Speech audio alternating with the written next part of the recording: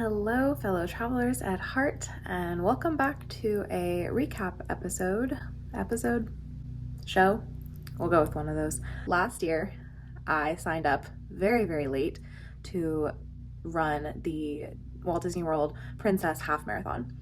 I want to tell you what to expect if this is your first race or your 15th race, just so that you have an idea of what you're getting into, because Disney doesn't put a whole lot of information online, and they could always change things, but this was my experience doing the Disney Princess Half Marathon this past year in 2024. Before the race, there is what they call the RunDisney Expo, and that's held at the ESPN Wide World of Sports on Disney World property, and that occurs a few days prior to the race. You have to go and you have to do a packet pickup, pick up your t-shirt that you get with your race admission and your bib. I think I went on the second day of the expo, and it wasn't very crowded, and it was really cool. I went into the big exhibit hall first to look at some of the merchandise.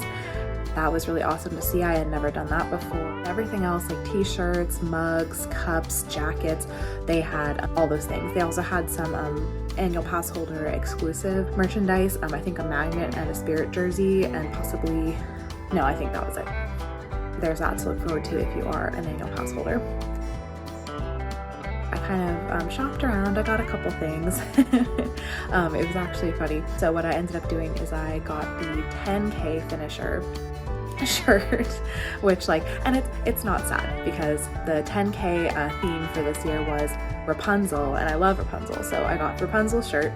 And I knew that I could finish a 10K at the 16-minute walking pace, so that's what I ended up doing. So that was the first part of the expo. Then the second part is actually picking up your bib and your t-shirt, which those are actually in two separate buildings, so I went to go pick up my bib next. It didn't take very long, but I will say that was a little nerve-wracking. I didn't know what corral I was going to be placed in. When I went to go pick up my bib, I had a very pleasant surprise in that I got placed in corral D.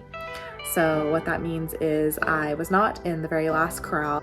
Next, I went to go pick up my race t-shirt, and this was the in one of the buildings where there were lots of different vendors. So if you're interested in some special sparkly race attire, and I talked to a couple people because I was there by myself. Oh, and if you're going there by yourself, everyone's so nice, and they are just excited, to be there and get to be doing the race. So definitely talk to people. Everybody was super nice that I talked to, and I got to talk to some people that from all over the United States that had traveled in to do the race, and they were really excited. So that kind of increased the energy in the whole place, so I really loved that. The way that I was able to sign up very late for the Disney Princess Half Marathon was I was using an app called Telegram. Yes, so I went on the App Store and I downloaded the Telegram app, and then I followed a channel that's called Run Disney Alerts. Will send you a notification if it detects new race availability that comes up on the website, because what happens with the Run Disney races a lot of the time is they sell out very quickly, and then on the first day that they open, months later, potentially, there comes up a couple spots of availability. I believe that's due to if different charities are putting their bibs back up into the market. If they were not able to sell those bibs, then that's how bibs could become available again. Or perhaps it's just, Disney releasing more inventory for the different runs. I'm not sure about that, but I was very happy. I was able to snag a bib for the Disney Princess Half Marathon this past year, I think about 5 or 6 weeks before the race. Now, I know what you're thinking. That is so close to the race. How did you possibly have time to train? I did not have enough time to train. What I ended up doing was I did fast-paced walking. This is true for any of the Disney races, not just the Princess Half. You have to keep a 16-minute mile pace or less, obviously, throughout the entire race, so that you won't get what they call swept, which is somebody tells you, hey, you're not meeting the minimum pace.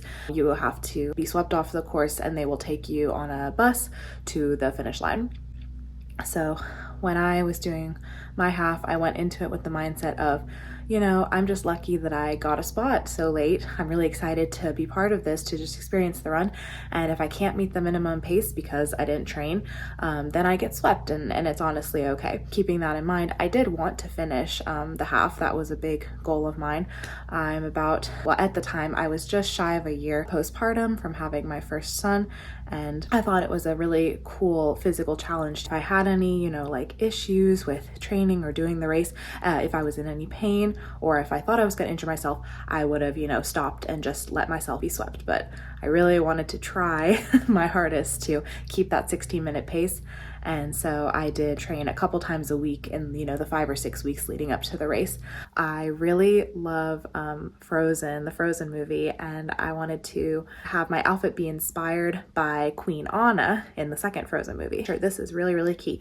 Practice in whatever costume or outfit you are gonna run the race in, because you don't want to be surprised on the actual race day if something's uncomfortable or chafing. And then same thing if you need fuel during your race. What I practice with, that's important, you have to practice with your fuel while you're running as well, or in my case walking very quickly. I use they're like a gel energy supplement in like a little pack, and so what I was practicing doing is I took that about every like 2 or 3 miles, and I found that really helped keep up my energy. But some people like pretzels or like peanut butter. You just have to experiment and see what works for you and what you like. But I would highly recommend at least to try running with fuel versus not running with fuel, because I think that it made a really big difference in how I felt throughout the race. Like I think I felt better because I had energy. And then of course stay hydrated as well. Know what you like. I saw lots of people running with camelbacks on so that they could have water whenever they want. There are water stations throughout the course, but you know, you just have to know, you know, your body best, whether you need more frequent like water stops, so that you should, you know, have your own water that you're carrying with you. Me personally, I was okay just doing the water stops on the course, but sometimes I would even have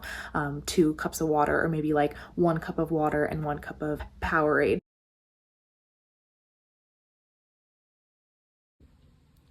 Let's talk about the course map for the Disney Princess Half Marathon in 2024. This race started in the Epcot parking lot, and as you can see, it also finished in the Epcot parking lot. The first 6 miles of this race, you are running up the road from Epcot to Magic Kingdom, and then this is very interesting to note if you care about this, the half marathon is the only race that you are able to run through Magic Kingdom. As you can see, that's between miles 5 and 6 that you're running through Magic Kingdom. After you exit Magic Kingdom, you're going to be running along the road again, going behind the monorail resorts. You can see that the water stops were about every mile or so, and there's also medical stations if you needed medical attention, again, also about every mile or so. And then all the way back down, you do a little loop, and then you find yourself back at Epcot, where you run through Future World. It's important to note that the Disney Princess Half Marathon in 2024 did not run through World Showcase. One of the more challenging segments of the course, in my opinion, was between miles 10 and 11. So you're close to the end of the race, and you have to navigate a highway on-ramp, and it's very steep. So if you're interested in running this, I would say just be extra careful on that on-ramp. And then right before mile 11, there is what I like to call a heartbreak hill. So I saw a lot of people, you know, they're tired, it's the end of the race, and they're trying to give it their all on the hill. Just slow it down, just finish the hill so that you have enough energy, you know, to have fun running through Epcot before you get to the finish line.